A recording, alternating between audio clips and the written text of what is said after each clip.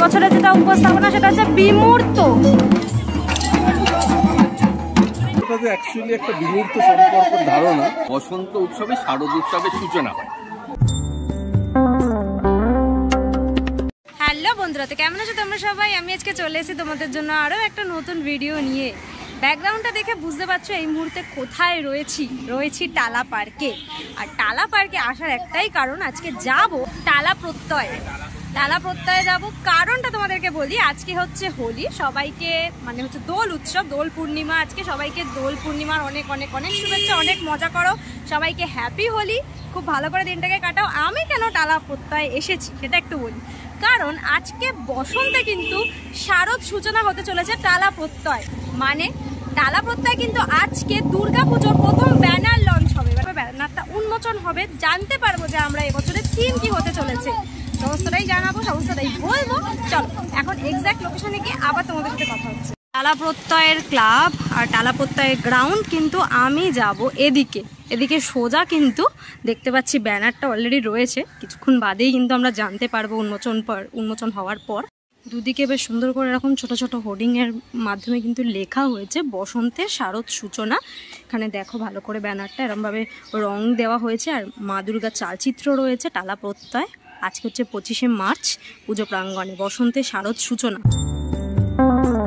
দেখতে পাচ্ছ সবাই সামনের দিকে কিন্তু রয়েছে, হাতে কিন্তু নারকেল রয়েছে, আর ওদিকে পিছনে ব্যানারটা রয়েছে।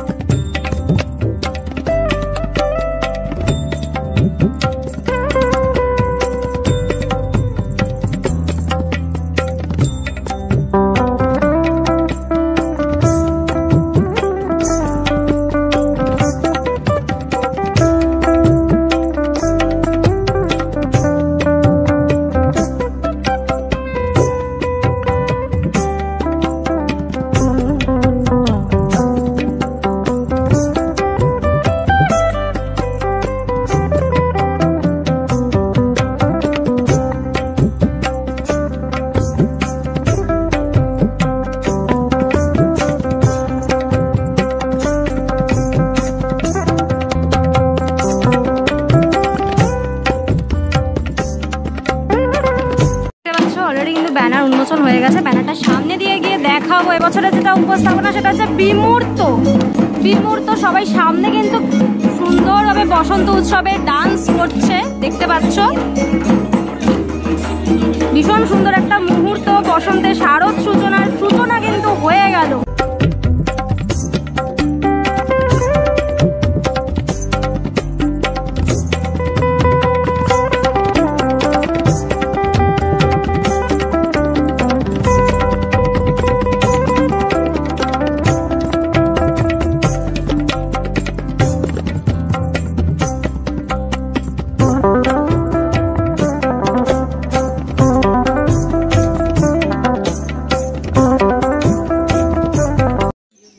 সবাই সবাইকে রং মাখাচ্ছে, দেখতে পাচ্ছ। ভীষণ সুন্দর একটি মুহূর্ত। মেনুর ওপেনিং হয়ে গেছে, আবার সেকেন্ড টাইম।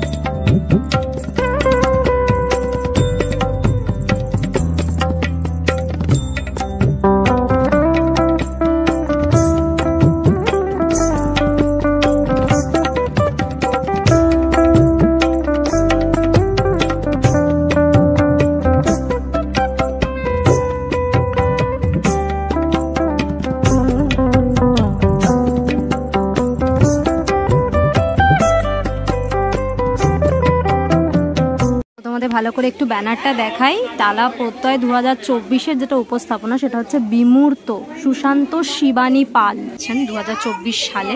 সেই শুভ মুহূর্তের সূচনা কিন্তু হয়ে গেল ইতিমধ্যে।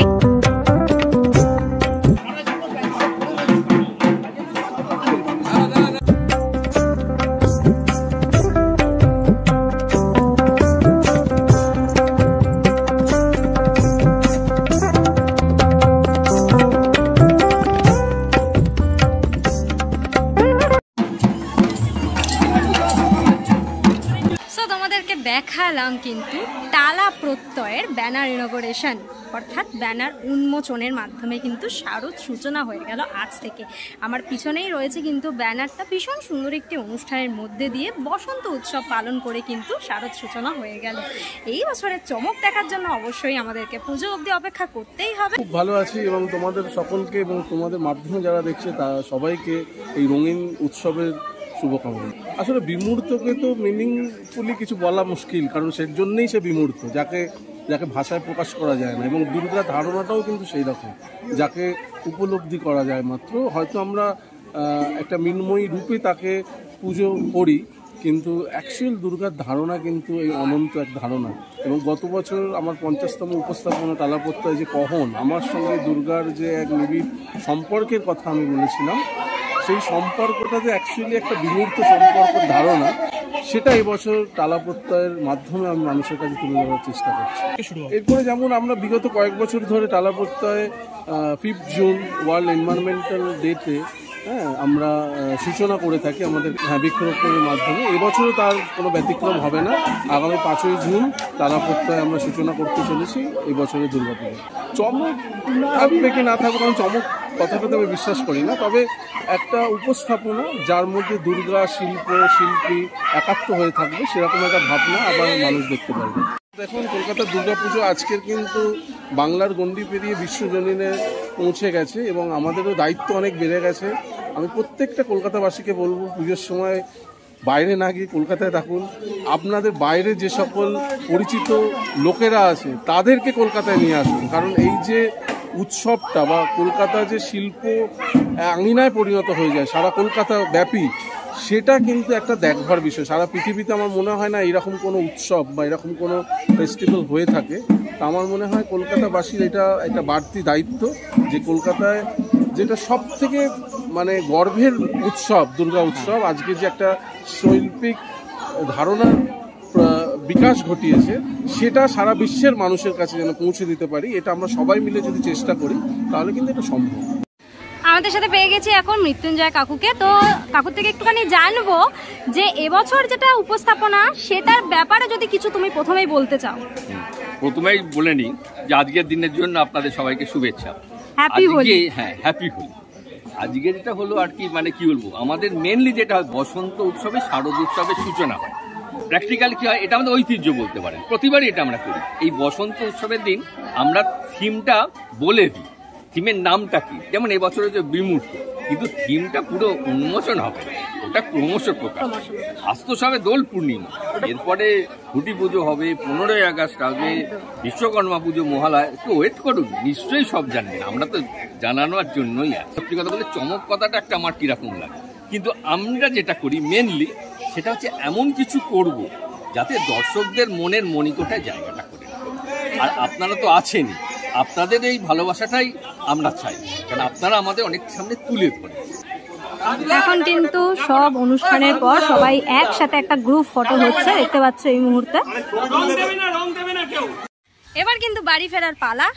বসন্তের শারদ সূচনা তোমাদের কেমন লাগলো? আর এবছরের থিম কিন্তু বিমূর্ত, অবশ্যই ক্রমশ প্রকাশ্য। আমাকেও বেশ কিছু রং মাখিয়ে দিয়েছে সবাই মিলে। আর এই যে মা পিছনে রয়েছে, মাও আজকে আমার সাথে এসেছিল। এবার বাড়ি ফেরার পালা। তো আজকে তোমাদেরকে দেখালাম টালা প্রত্যয়ে থিম কি হতে চলেছে, সেই ব্যাপারে ছোট্ট একটু আন্দাজ দিলাম। ব্যানার ইনগরেশনের মাধ্যমে ওনারা আজকে সূচনা করলেন। কেমন লাগলো আজকে ভিডিওটা অবশ্যই কমেন্ট করে জানিও। দুর্গাপুজোর কিন্তু আর 200 দিনেরও কম বাকি আছে। কার কার এক্সাইটেড লাগছে অবশ্যই আমার কমেন্ট করে জানিও। আজকের জন্য এতটাই, দেখা হবে নেক্সট ভিডিও। ততক্ষণের জন্য তোমার সবাই ভালো থেকো, সেফ থেকো, বাই, টেক কেয়ার।